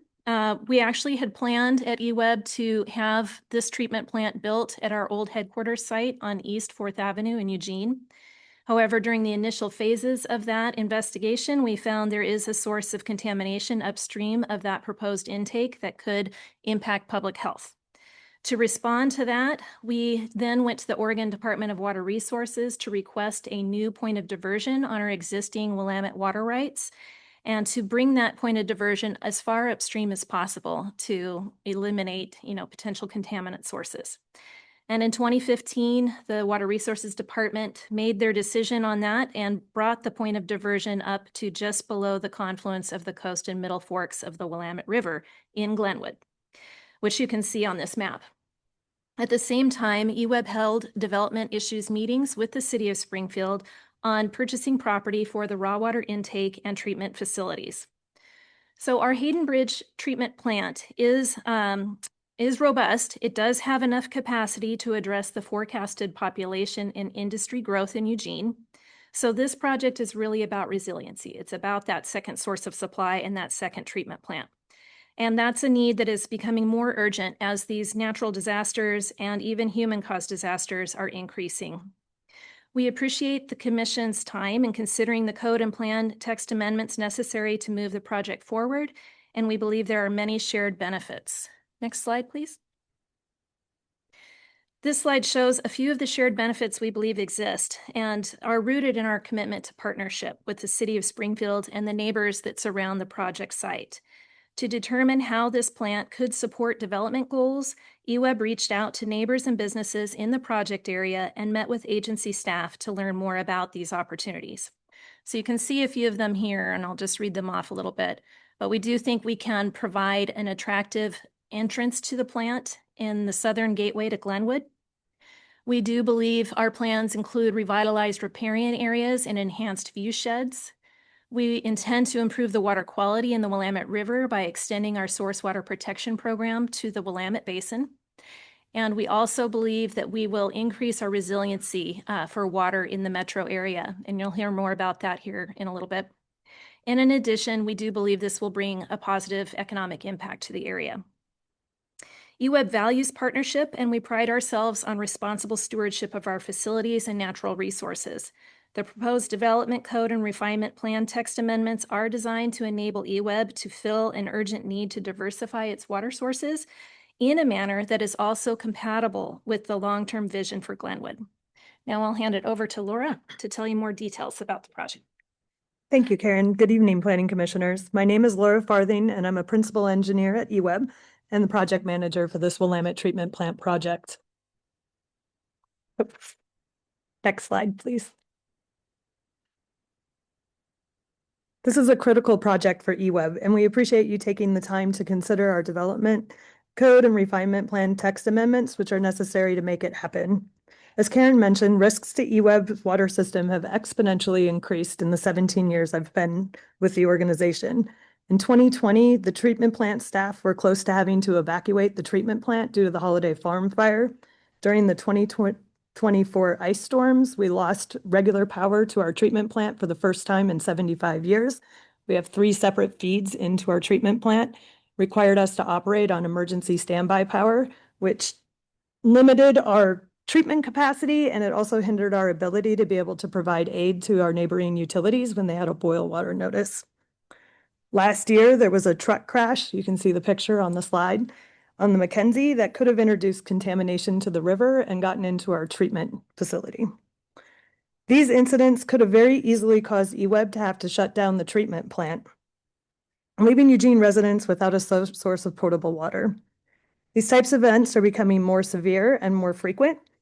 This is compelling us to act now to ensure our residential and business customers have a reliable access to clean water in the future. Next slide, please. To mitigate these risks and to better position eWeb to be able to help our neighboring utilities, we have identified that we should develop a new source of water, and that source of water needs to be independent from the Mackenzie River to protect us from contamination, fires, and other natural disasters. It needs to operate daily to be immediately available when we need it. It needs to be a modern plant that is built to current seismic codes and current building codes. Our Hayden Bridge plant is 75 years old. It was not built with these kinds of disasters in mind. And we also need to provide sufficient capacity to allow us to take Hayden Bridge offline. Our treatment plant has been in continuous service for 75 years. eWeb has made considerable investments doing improvement projects and bringing what we can up to code.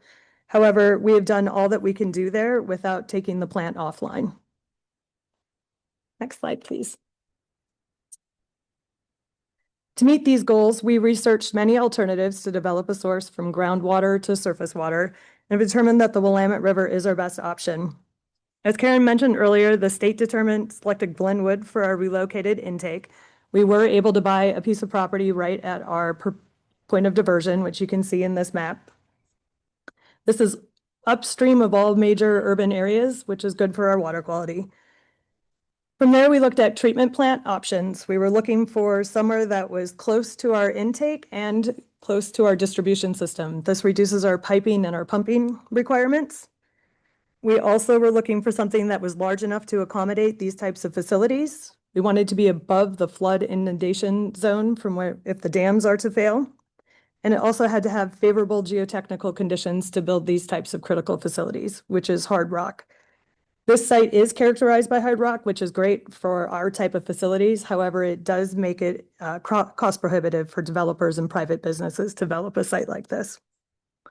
Additional benefits of this location for eWeb are that we are downstream of the confluence, where there are important floodplain and habitat areas that are being stewarded by the Mackenzie River Trust, which is also good for water quality. And the site allows us to build structures that have low to no visibility and provides for ways for us to screen them from the river and from roads. Next slide, please. Since we took ownership of the site in 2014, we have done a significant amount of work cleaning it up. We've taken out dump loads of trash. We have eliminated some of the widespread camping. We have eliminated some of the illegal activity on both the treatment plant and the intake plant sites, as well as the vacant lands around the railroad. Also, we have increased security at the site, and we have regularly mowed and cleared vegetation, which just shows our commitment to being good neighbors. After construction, the site will be continuously monitored and maintained to achieve a clean and inconspicuous appearance, similar to our other water treatment plant in Springfield off of Marcola Road. And with that, I will hand it off to Colin. Thank you, Laura. I'm Colin MacArthur, Principal Planner with Cameron McCarthy, consultant working on behalf of eWeb on the application. I will explain the land use changes and how we've gone about establishing consistency with the approval criteria. Again, eWeb is the applicant, and the request is for concurrent amendment approval to the Springfield Development Code and the Glenwood Refinement Plan. Again, these are enabling amendments, and the amendments will enable a use and a project that will lead to the construction of a second drinking water source, which will improve resiliency in our community. And specifically, the proposal amends the code and the refinement plan to permit one use, high impact public utility facilities in one zone in Glenwood, and that is the Glenwood Employment Mixed Use Zone. Slide. The amendments are narrow, surgical, focused, and apply only to public uses on publicly owned land. In total, they affect 9 properties that are 33 acres, of which eWeb owns 82%, or 27 acres. The other affected properties are owned by the city, ODOT, and Oregon Parks and Recreation Department. Some background: the Glenwood Refinement Plan was adopted in 2014. At that time, the plan did not anticipate eWeb's transfer of its water rights to the Willamette River in Glenwood, or the subsequent acquisition of property in Glenwood, or the siting of a new water treatment plant. The proposal amends text, next slide, in just 5 sections of the plan. There are 3 pages where the proposal clarifies that this use, high impact public utility facilities, is permitted as a primary use in the Glenwood Employment Mixed Use, GEMU zone, and what is now Subarea D, the McBay Riverfront. And then on other pages, the text is amended to include a narrative description of why the site was selected. We think this is important due to other narrative content in the Glenwood Refinement Plan that talks about how sites came to be. It is somewhat immaterial to the request. The important part is the amendments, but we do think the narrative is important to explain how we got here, and that's why we have proposed it. And then the last change is to include statements affirming eWeb's intent to develop the site in the future to minimize visual impacts and enable the extension of Willamette Lane's planned riverfront path along the Willamette to promote coordination between sub, eWeb, and in the development of water facilities, and to consider views, design features, landscaping, and access in designing and developing the facility. Next slide. The changes to the Springfield Development Code are even more narrow. In one section, the proposal changes the description of uses in the GEMU zone to allow or amend to add high impact public utility facilities as a primary use. Then in the schedule of uses, we also amend that section to add the same use as a permitted use. The approval criteria require conformance with the Metro Plan and Springfield Comprehensive Plan, applicable state statutes, and applicable statewide planning goals and administrative rules. Again, the proposal just amends the code and the refinement plan, does not amend the Metro Plan or the Springfield Comprehensive Plan. However, all elements of these plans, elements and policies of these plans were assessed for their relevance to the application.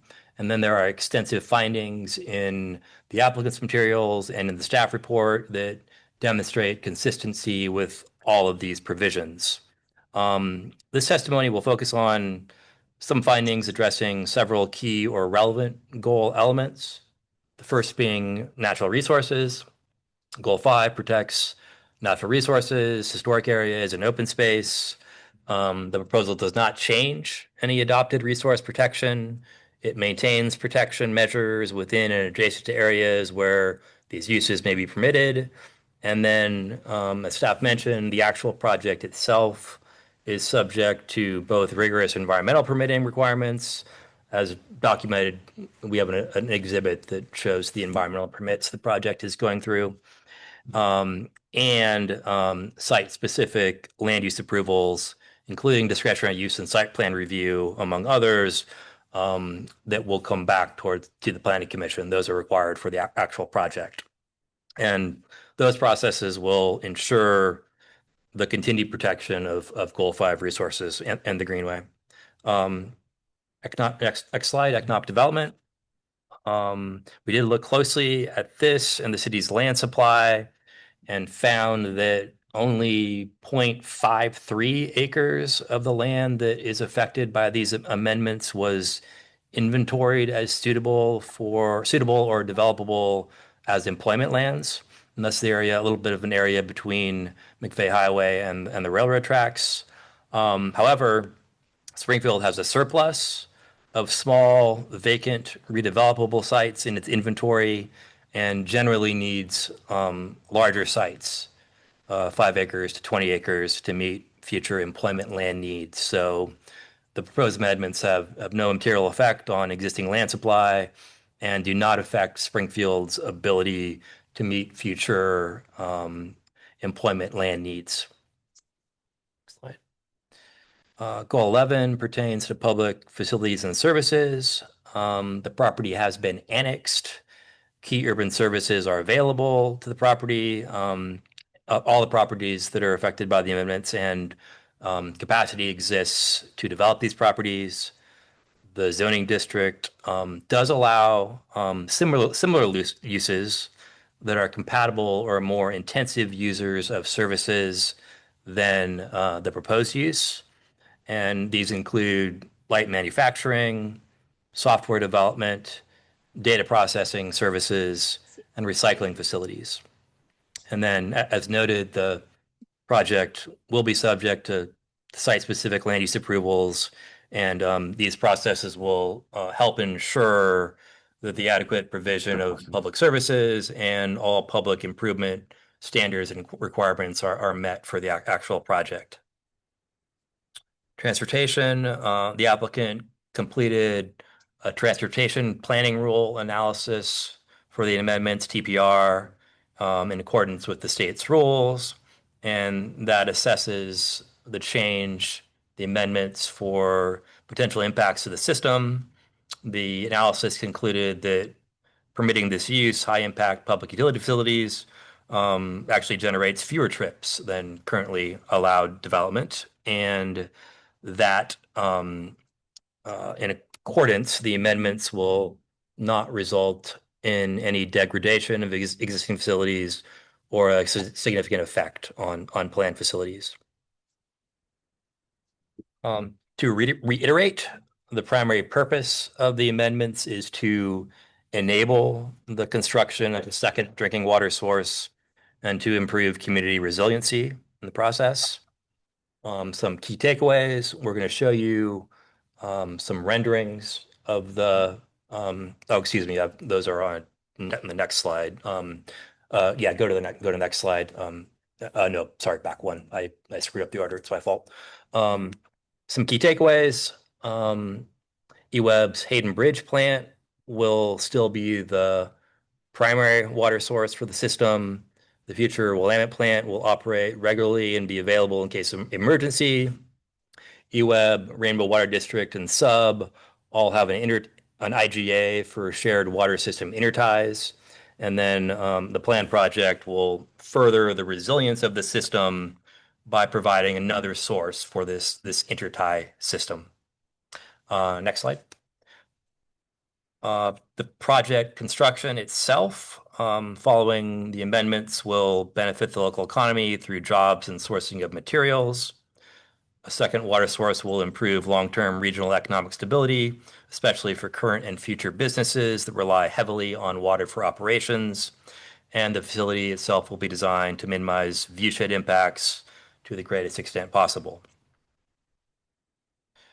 Some environmental benefits. The project will include riparian planting at the intake site to revitalize the riverbank and native wetlands.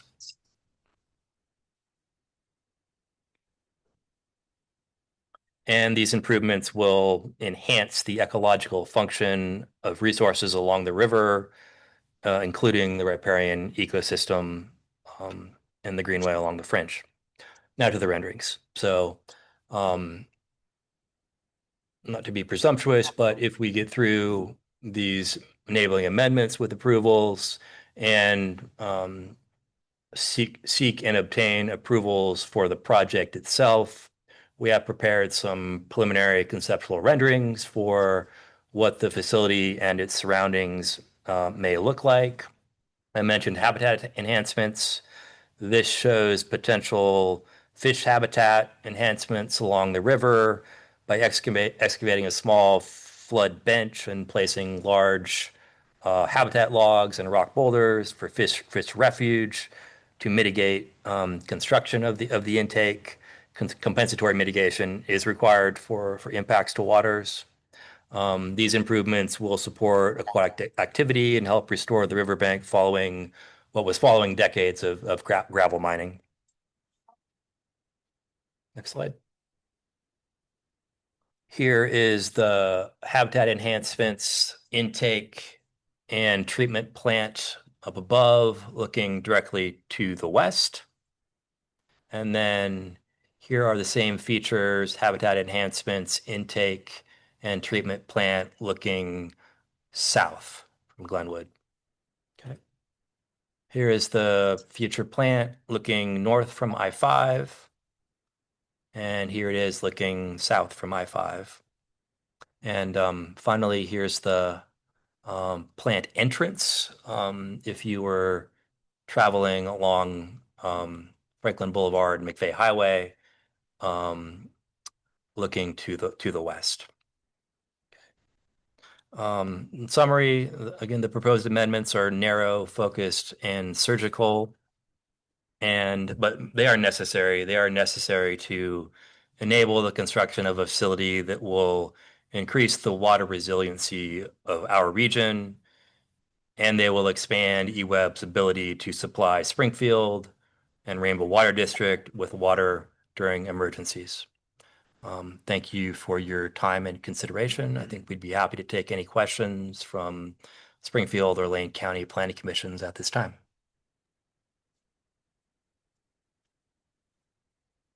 Thank you all for orienting us to the findings more specifically. Sarah, do we have any members of the public and council chambers who would like to speak? Yes, I've received one request to speak card from a Mr. Hawkinson? Hawkinson, so sorry. Would you please come up? And please remember that you have 3 minutes.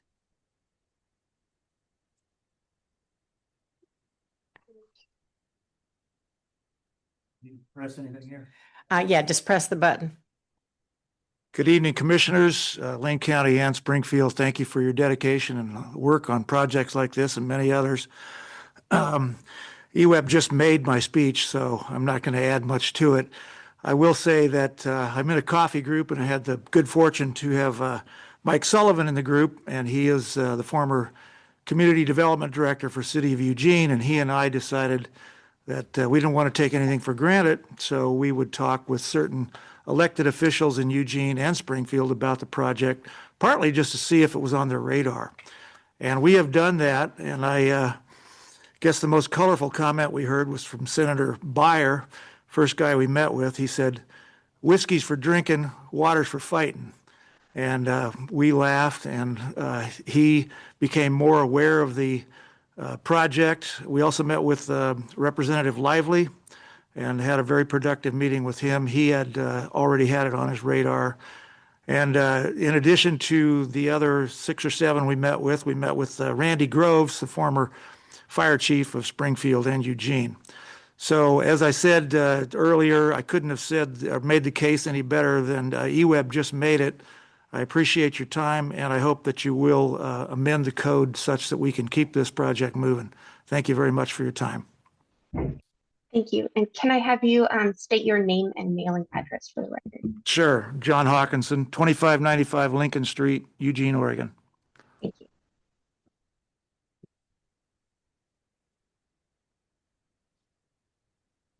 Is there anyone else in the audience who would like to submit a request to speak?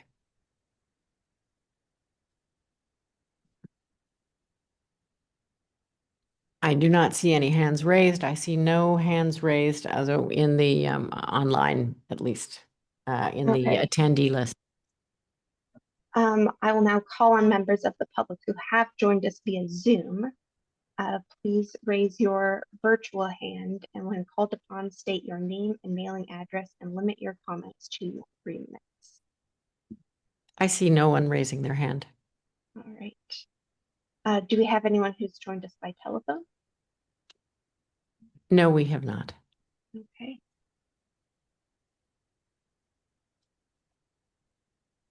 And then thank you everyone for taking time out of your evening to share your thoughts with us.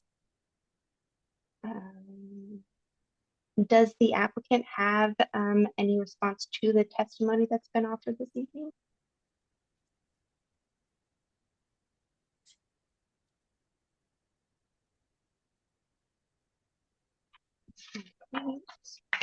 There's no response from the applicant.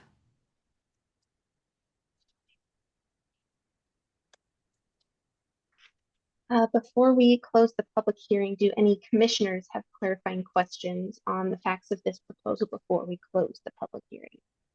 I think I saw Commissioner Hadley's. Yes, go ahead, Commissioner Hadley. Yeah, just a quick question with apologies if I missed it. What's the reservoir capacity planned to be at this plant?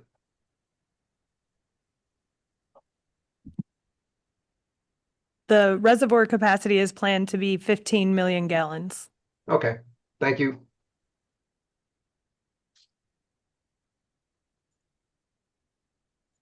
Are there any other commissioners that have any questions? Commissioner Gomez Hernandez. It's not so much a question, it's mainly just a comment. I would just like to thank the applicant, staff, and everybody who commented both online and in person. Knowing how the public feels and having some public feedback really helps us as commissioners understand how to grow our city in a more productive and really just a better way for future generations. And I would just like to thank everybody who commented.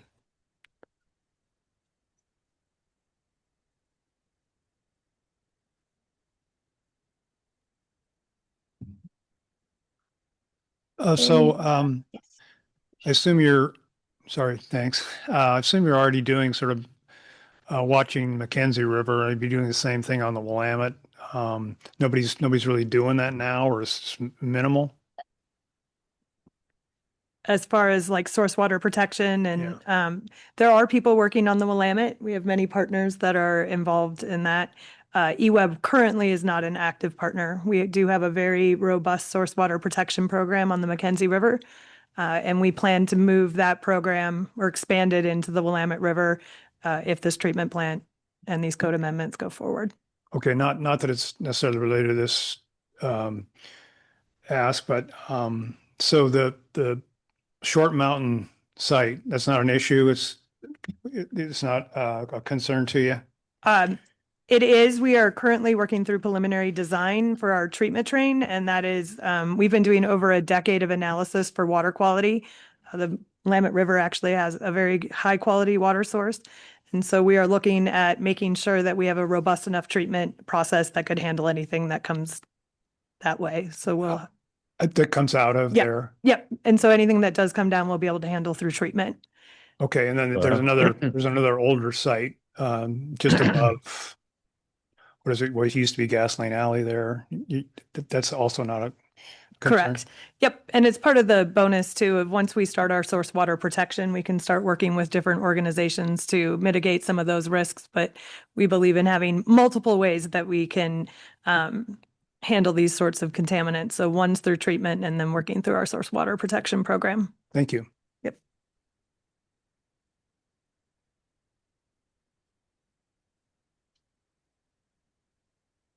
Are you playing the drill? Were there any other questions from commissioners?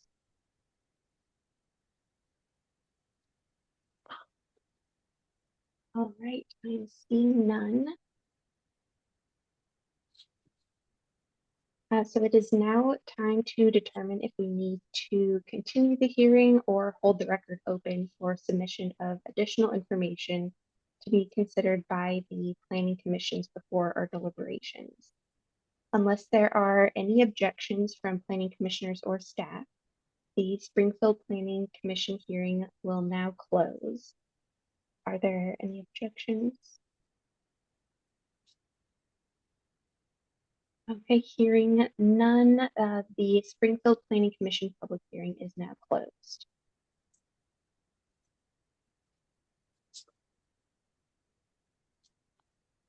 And then I'll hand it over to Vice Chair Lay.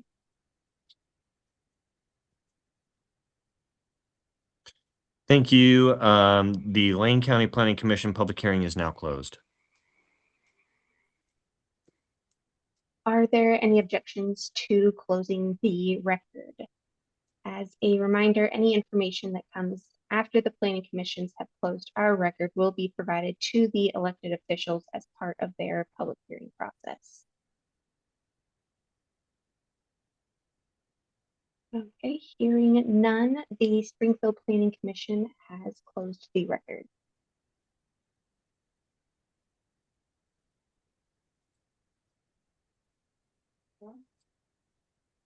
And I'm going to ask staff, county staff, if there's a recommendation to keep the record open or closed. Staff would recommend the Lane County Planning Commission close the record. Hearing no objections, the Lane County Planning Commission record is now closed. The hearing and planning commission's record are now closed. First, the Springfield Planning Commission will deliberate and vote, followed by the Lane County Planning Commission. If we are ready to discuss the application, I will entertain a motion from the Springfield Planning Commission.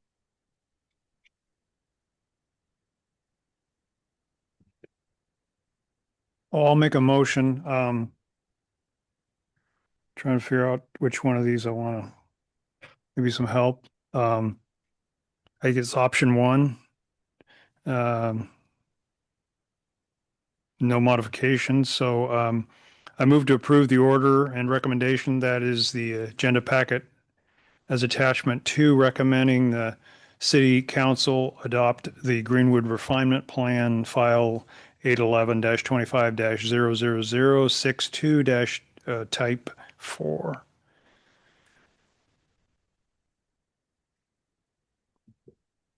I second the motion.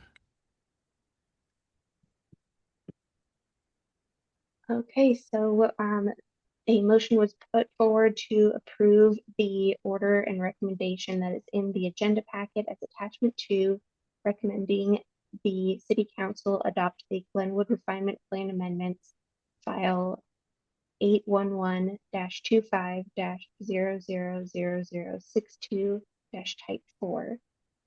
Is there any discussion on Springfield's motion?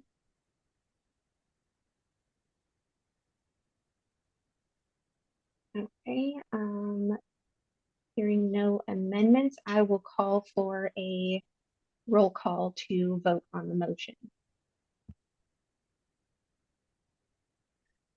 Chair Driggs, Aye. Commissioner Eklund, Aye. Commissioner Gomez Hernandez, Aye. Vice Chair Schmunk, Aye. Commissioner Depew, Aye. Commissioner Thompson, Aye. and Commissioner Greenwell. Aye. Motion passes 7-0.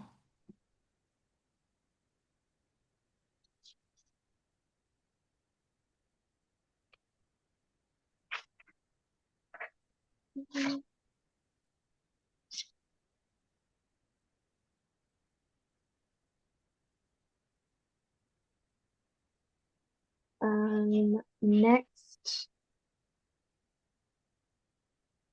I will entertain a motion from the Springfield Planning Commission in regards to the Springfield Development Code amendments.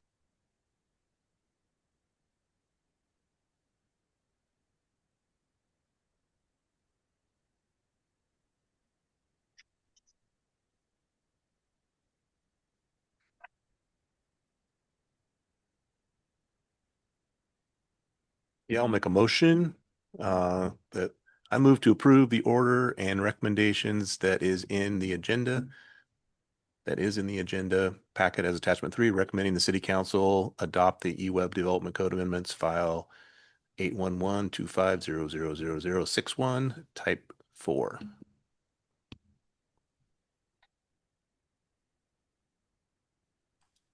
I'll second. Thank you. Is there any discussion on the motion to approve the order and recommendation that is in the agenda packet as attachment 3, recommending the city council adopt the eWeb Development Code Amendments file 811-25000061 type 4?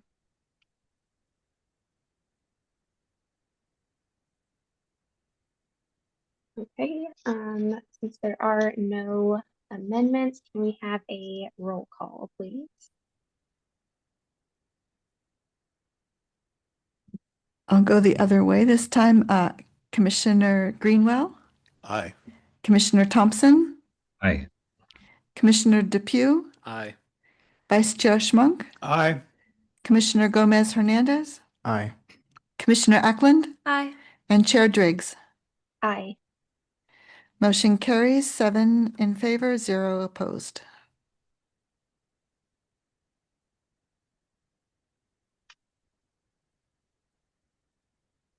And I'll now turn it over to Lane County Planning Commission.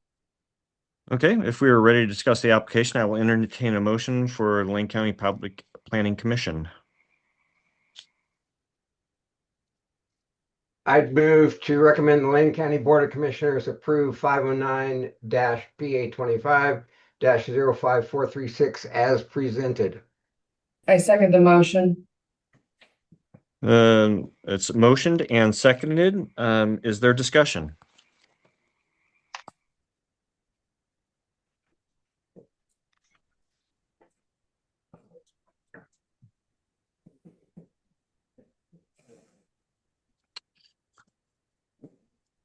And I'll just ask for a little of assistance just because I cannot see all the screens. I want to make sure I don't have any hands raised for discussion. I'm not seeing any hands raised. Thank you very much. If there's no discussion, then I will call for the vote by roll call. Commissioner Choate? Aye. Commissioner Hadley? Aye. Commissioner Arscott? Aye. Commissioner Dante? Aye. Commissioner Tibbetts? Aye. Commissioner Whittle? Sorry, Commissioner Whittle is absent. Commissioner Davis? Aye.